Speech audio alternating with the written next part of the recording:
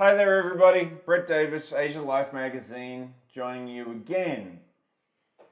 Now, we obviously have a lot of time on our hands at the moment. So, apart from this, we're going to be consuming a lot of media.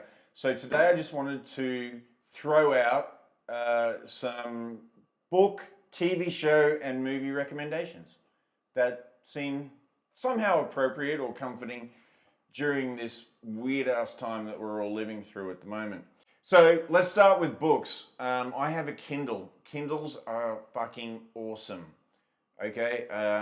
So if you've got one, great. You can pretty much get everything you want. If you don't, yeah, I know books can be hard to come by here in Vietnam, but we do what we can. So here's a couple of recommendations for you coming at you. Books that I've recently read and that I recently enjoyed a lot. And that are, kind of pertinent for the current times that we're living through. So the first one is from Stephen King. It's called Under the Dome. Now, the obvious choice would normally be Stephen King's novel The Stand, which, funnily enough, is about a pandemic that wipes out half the world's population. And so, yeah, that would be the obvious choice. If you don't feel like reading it, they made a mini series about it back in the book was written in 1979. So he was ahead of the curve, big time. But they made a mini series out of it, I think, in the mid to late 80s, something like that. I remember watching it as a kid. I don't really care for it because it's got kind of a naff ending, like a nuclear bomb's going to go off and then the hand of God comes down to stop the nuclear bomb, and anything God related, I'm just like, fuck it, you've lost me, I'm out. So the one I like is Under the Dome. Under the Dome was published in 2009, and it's basically about a small town in New Hampshire that one day just wakes up and there's this mysterious, clear, indestructible dome over the top of the town. And this microcosm of craziness happens in which you've got little tin pot dictators that are manipulating the situation to gather power to themselves, that they demonize the other, all that kind of does it ring any fucking bells? Maybe if you live in Trump's America, yeah, it does.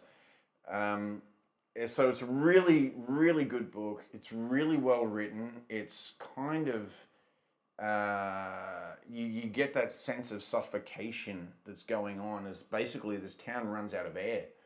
And everything becomes very polluted and all sorts of crazy shit happens. But I read this before the whole Corona thing happened because I've just been attracted to material that kind of relates to how people lose control and how we let tin pot dictators take over because we're just not paying fucking attention.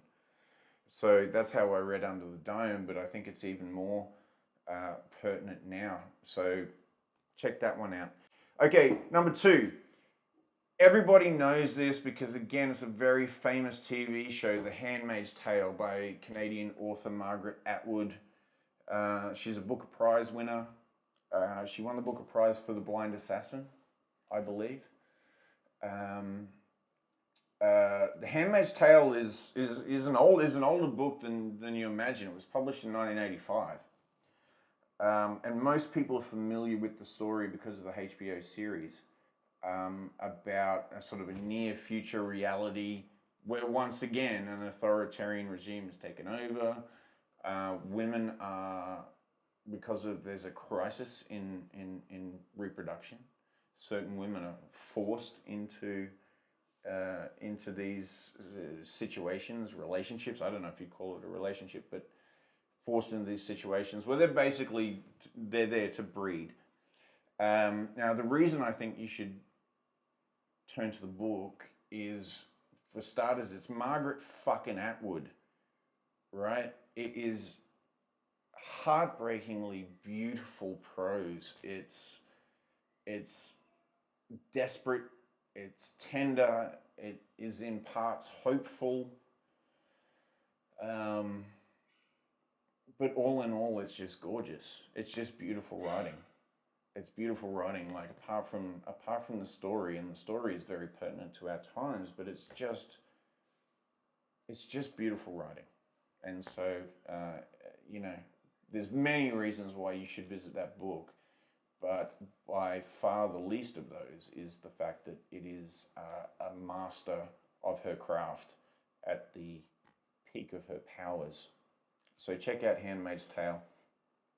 The third book I want to quickly throw in there is Bill Bryson's A Walk in the Woods. Bill Bryson's very well-known non-fiction travel writer, and I just reread. I'd read it like maybe 20 years ago, but I just reread it again, A Walk in the Woods, in which he and an old friend hiked the Appalachian Trail, which is a 2,000 plus mile hiking trail in the northeast of the US, stretching from Maine in the north to Georgia in the south.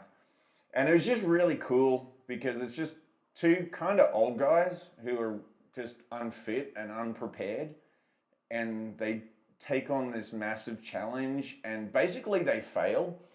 Spoiler alert.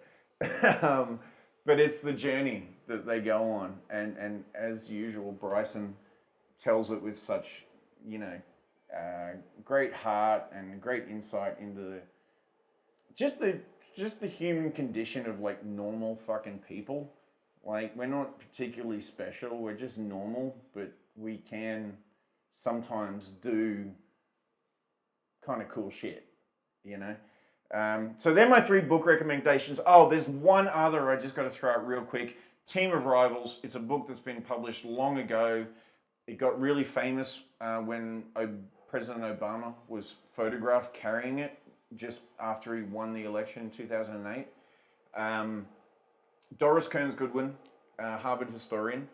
I'm also reading one of her other books called The Bully Pulpit, which is about Theodore Roosevelt and William Howard Taft in the golden age of journalism. But Team of Rivals, it's about Abraham Lincoln mainly.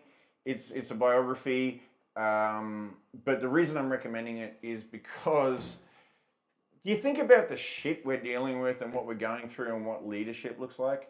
That guy led the country through a civil fucking war and did it with decency and humanity and intelligence and wisdom.